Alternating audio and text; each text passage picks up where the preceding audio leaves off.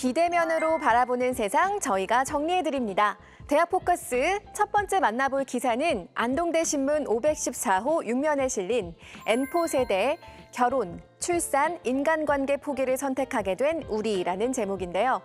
N4 세대란 연애, 결혼, 주택 구매 등 셀 수 없이 많은 것을 포기한 세대라는 뜻입니다.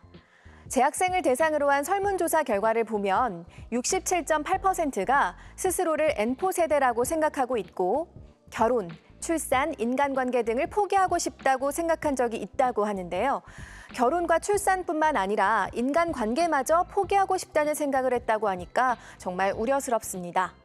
인간관계로 스트레스를 받는 경우가 적지 않기 때문일 텐데 뒷말, 의견 대립, 배신, 의사소통 불가 등 타인에게 받는 스트레스나 자존감이 낮을 때, 현실과 이상이 다른 경우, 본의 아니게 민폐를 끼친 상황 등 다양한 상황과 이유로 인간관계를 회피하게 된다고 합니다. 그래서 지금의 청년층을 살코기 세대라고도 부른다는데요.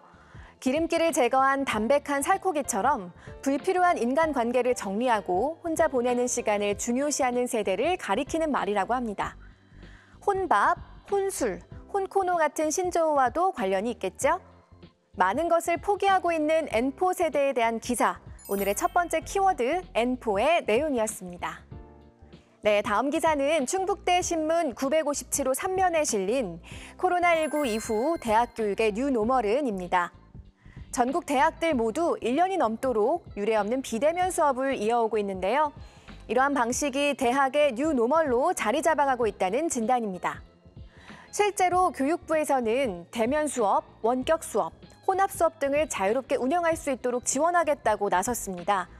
학생과 교원들 역시 원격 수업의 필요성을 대부분 공감하고 있고 수업 혁신, 학생의 자기주도적 학습 역량 강화, 학생 맞춤형 수업, 교원의 수업 역량 강화 등 원격 수업이 대학 교육에 긍정적인 영향을 끼친다고 말하고 있는데요. 그러나 단순히 온라인으로 원격 수업을 한다고 해서 뉴노멀 시대에 부응했다고 할 수는 없겠죠. 대학 교육의 패러다임은 이 변화를 기점으로 바뀌어야 합니다. 런던의 정경대학장 미노체 샤피크의 지적을 주목해 볼까요? 과거의 직업이 근육과 관계가 있었다면 현재 직업은 두뇌와 관계가 있다. 그러나 미래의 직업은 심장과 관계 있을 것이다. AI가 주도할 4차 산업혁명 시대에 걸맞는 교육 패러다임이 절실히 요구된다는 기사.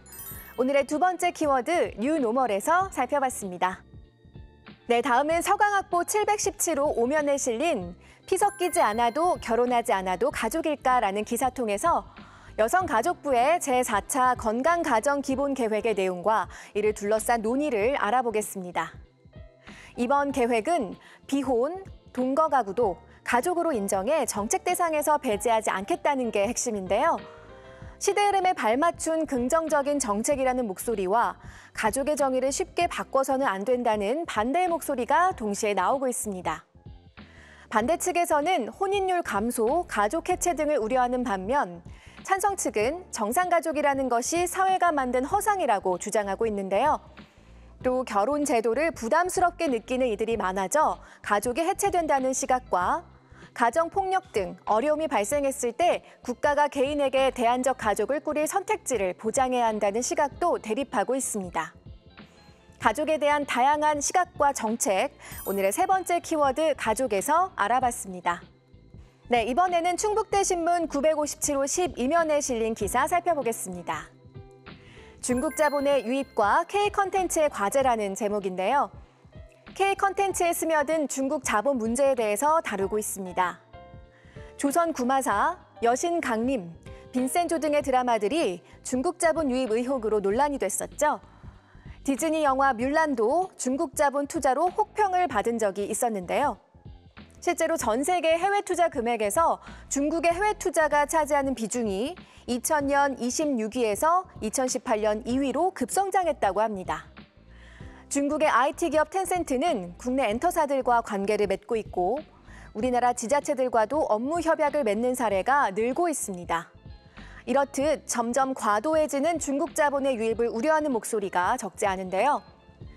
국내 PPL만으로는 제작비를 감당할 수 없다는 현실, K 컨텐츠를 문화가 아닌 단순 상품으로 취급하는 인식 등 다양한 원인들이 지적되고 있고 자본의 다각화를 통해 문제를 해결해야 한다는 대안이 제시되고 있습니다.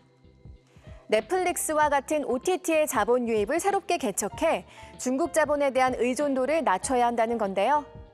기사는 K 컨텐츠만의 고유성을 잃지 않고 돈이 아니라 가치를 쫓는 방향으로 전략을 세워야 한다고 결론을 맺고 있습니다. 이렇게 오늘의 마지막 키워드 중국까지 알아봤습니다. 지금까지 대학 포커스였습니다.